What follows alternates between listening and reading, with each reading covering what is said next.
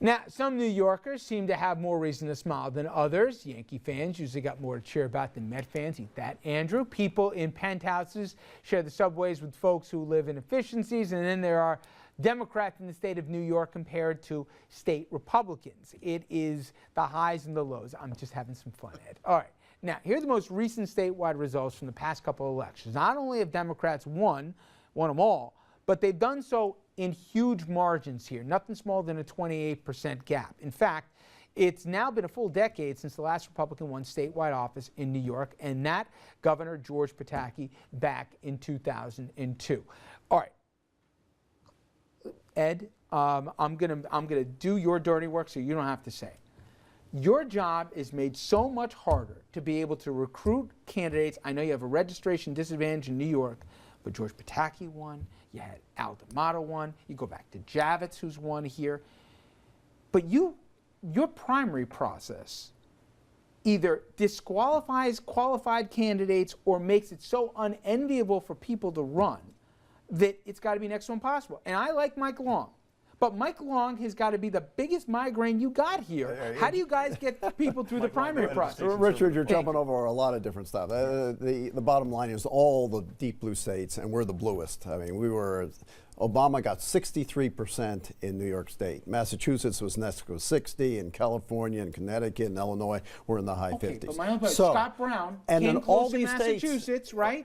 In 2010, even in an upside, no statewide offices were won except lieutenant governor in Vermont and a U.S. senatorship in Illinois. That's it. Of all of the statewide, and we had great candidates running here in New York and Massachusetts and in California. Wendy Long, you can do better than her. Carl Palladino. I'm talking about comparatively. You look at other states, and in this most recent election, when Obama's getting 63%, we lost only net one congressional seat. Let me carry the water for you, Ed. My only point is, a moderate can't get through the gauntlet of a primary process in New York. You've made my point, which is, look how blue it is. The only chance you're gonna have to win statewide is a moderate. A conservative can't get elected in New York on a statewide seat. I'm not talking on certain congressional districts. Statewide, they can't. Why would some self-financed guy on Wall Street run when he knows he's going to get crushed in a primary and he's throwing good money after bad? Wait a second. We're here in Westchester County. You have a county executive here in 2-to-1 Democratic, very socially liberal Westchester County, a fiscally conservative and socially conservative Republican won here for county executive. Andrew could have beat Andy Spano last time. Okay,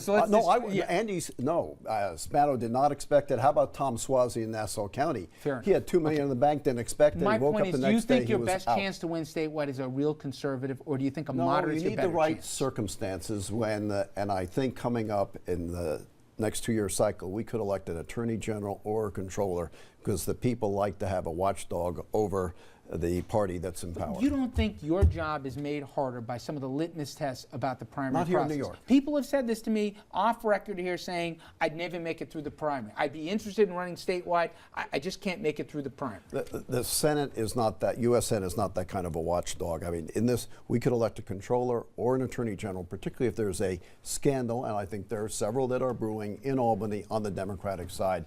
They're going to want to have a Republican watchdog. Could a pro-choice, pro-gun control Republican get the nomination for U.S. Senate or governor?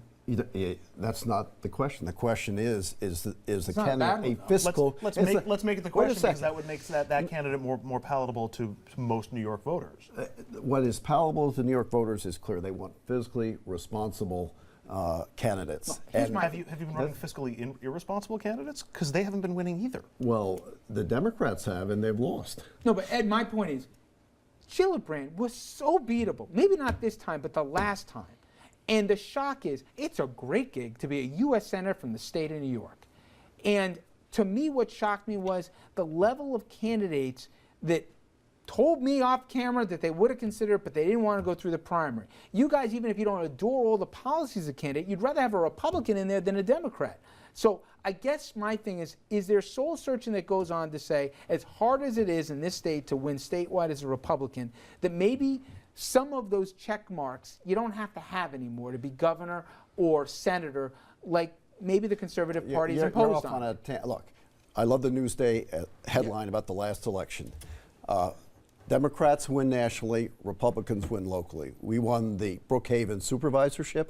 We won the controller of Erie County, huge Democratic county. Obama getting 63% of the top of the ticket, and we win the controllership. You put out You know I good like candidates. you, but you're bringing out we're gonna win. Brookhaven now, and I'm talking House races, and I'm talking Senate races. As goes Brookhaven, so goes Suffolk County. And it also means that's the end of the Brookhaven scandals. We're on a new start in Suffolk County. Nice play on words. I'm trying to help here, right? I swear, because you guys could feel better candidates, and I know how hard it is, because you got to deal with folks who say, whoa, pro-choice, no way, off the list. Pro-gun control, off the list. How do you get elected? I don't think those are the issues that we're looking at. Look, New York is looking at a deficit of $1 billion increased by Sandy now. The governor says he can't raise taxes. He's going to have to cut spending. Where is he going to cut spending? How do you do that? Maybe he has to raise taxes. Maybe we like a little big government and have the feds raise the check for 30 billion. This state is going to run into some problems. Is going to want Republican leadership to solve them. Well, look, Republicans tried to run someone who was they tried to perceive as a moderate in Dan Donovan against Eric Schneiderman in 2010, a race that I worked on, and Eric Schneiderman clocked him.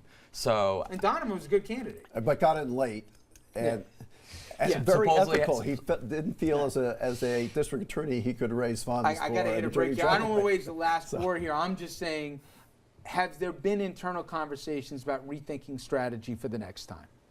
The strategy is, as I said, with those races that we won, and I think if we put out the candidates who address the fiscal problems and look, this is the highest tax state in the United States. It's the least business-friendly state in the United States, and we need to put candidates out who are going to attack those problems. It doesn't have to do with the issues you guys are talking about. We will jump to a break here. Absolutely. You can spin so good here. I don't even know where I am. All right, Chairman Ed Cox, thank you. Eric, thank you as well. Nice to meet you.